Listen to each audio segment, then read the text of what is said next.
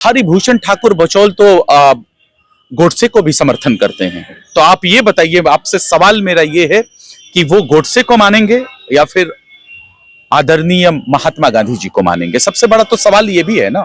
ये बचौल के तो जो है, हमको लगता है कि पूरा डीएनए ही ध्रुवीकरण की राजनीति करने में है। इनको मंत्री बनाया नहीं गया।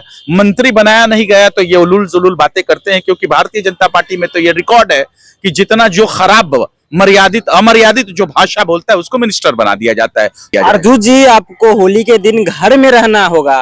अगर कलेजा बड़ा है, दिल बड़ा है तो निकलिए बाहर। नहीं नहीं, हम रहेंगे घर में। हाँ। हम जरूर घर में रहेंगे। हाँ। लेकिन अपने हिंदू भाइयों के घर में रहेंगे। हाँ। और उनके साथ मिलकर गले लगाकर उनको होली की मुबारकबाद देंगे।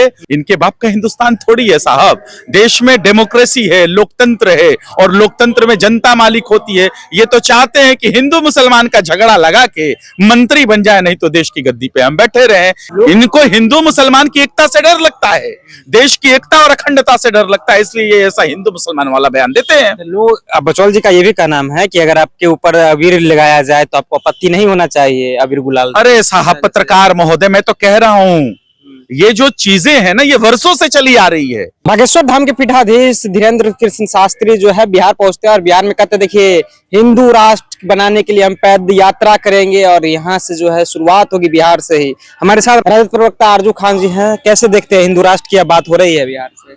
देखिए, वो कोई राजनीतिक आदमी तो है नहीं, व्यक्ति तो है नहीं। उनका अपना व्यक्तिगत बयान है। वो एक मतलब धर्मावलंबी मैं कह सकता हूँ, एक धर्म को जो है वो प्रमोट करते हैं।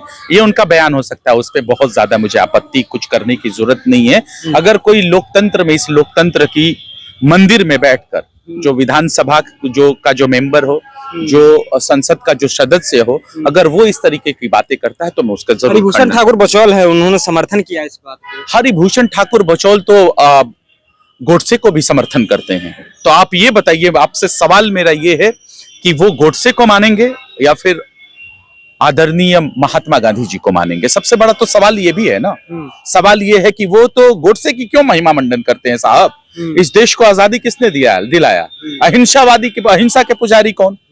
अहिंसा के पुजारी कौन? महात्मा गांधी जी, अहिंसा के रास्ते पे चलने वाले लोग। और ये बचौल क्या है? ये बचौल के तो जो है, हमको लगता है कि पूरा डीएनए ही ध्रुवीकरण की राजनीति करने में है। इनको मंत्री बनाया नहीं गया। मंत्री बनाया नहीं गया तो ये उलूल जुलूल बातें करते हैं, क्योंकि भारतीय जनता पार्टी में तो ये रिकॉर्ड है कि जितना जो खराब अमर्यादित जो भाषा बोलता है उसको मिनिस्टर बना दिया जाता है। तो उनको लग रहा है बचौल साहब को कि जितना भी इस देश में, इस बिहार प्रदेश की फिजाओं में जितना गंदगी फैलाएंगे, जितना जहर फैलाने का काम करेंगे, उनको उतनी जल्दी से प्रमोट किया जाए। अर्जुन जी, आपको होली के दिन घर में रहना होगा। अगर कलेजा बड़ा है, दिल बड़ा है तो निकलिए बाहर। नहीं नहीं, हम रहेंगे घर में। हाँ। हम जरूर घर में रहेंगे। हाँ। लेकिन अपने हिंदू भाइयों के घर में रहेंगे। हाँ। और उनके साथ मिलकर गले लगाकर उनको होली की मुबारकबाद देंगे। और उनके साथ वर्षों से जो हमारा जो सामाजिक जो सौहार्द बना हुआ है, हिंदू मुस्लिम एकता का प्रतीक जो ईद, दिवाली या फिर रमजान या होली रहा है, उसको हम आगे बढ़ाने की परंपरा को चालू रखेंगे। इनके नफरती बयान से थोड़ी कुछ होगा। इनके बाप का हिंदुस्तान थोड़ी है साहब। देश में डेमोक्रेसी है, लोकतंत्र है, और लोकतंत्र में जनता मालिक होती है। ये तो चाहते हैं कि हिंदू मुसलमान का झगड़ा लगा के मंत्री बन जाए, नहीं तो देश की गद्दी पे हम बैठे रहे। इनको डर लगता है कि देश का अगर हिंदू मुसलमान एक साथ खड़ा हो जाएगा तो मेरा क्या होगा। दिल बड़ा करके निकलिएगा ना। अरे साहब, हम तो कह रहे हैं कि हमारा दिल तो ऑलरेडी बड़ा है। देश के किसी भी वर्ग जाति का अबीर से आपत्ति नहीं होना चाहिए। हम तो बोल रहे हैं कि हिंदू मुस्लिम एक साथ मिलकर लगाएंगे, मनाएंगे होली। और ये कोई नई बात थोड़ी है, हमेशा से दशकों से मनता आया है। साथ में हम लोगों ने ईद और होलियां मनाई है, रमजान में होलियां मनाई है। ये कोई नई चीज थोड़ी है। नई चीज ये है कि बचौल को मंत्री बनना है। बचौल जी को मंत्री बनना है और ध्रुवीकरण करना है। बिहार के फिजाओं में जहर घोलना है। हिंदू मुस्लिम की ध्रुवीकरण करके गद्दी पर बैठना है। गद्दी डर किसको है? डर है बचौल को कि आगे मैं मंत्री बन पाऊंगा कि नहीं बन पाऊंगा। हो सकता है कि आने वाले वक्त में बिहार की जनता इनको इस नफरती बयान के बाद खत्म कर दे, खारिज कर दे। और ये ध्रुवीकरण की राजनीति कर रहे हैं इसीलिए ना कि देश का हिंदू मुसलमान अगर लड़ेगा तो इनके पेट में दर्द हो जाता है। इनको हिंदू मुसलमान की एकता से डर लगता है, देश की एकता और अखंडता से डर लगता है, इसलिए ये ऐसा हिंदू मुसलमान वाला बयान देते हैं। लोग, अब बचौल जी का ये भी कहना है कि अगर आपके ऊपर अबीर लगाया जाए तो आपको आपत्ति नहीं होना चाहिए, अबीर गुलाल। अरे साहब पत्रकार महोदय, मैं तो कह रहा हूं, ये जो चीजें हैं ना, ये वर्षों से चली आ रही है, कई दशकों से चली आ रही है, ये कोई नई चीज थोड़ी है।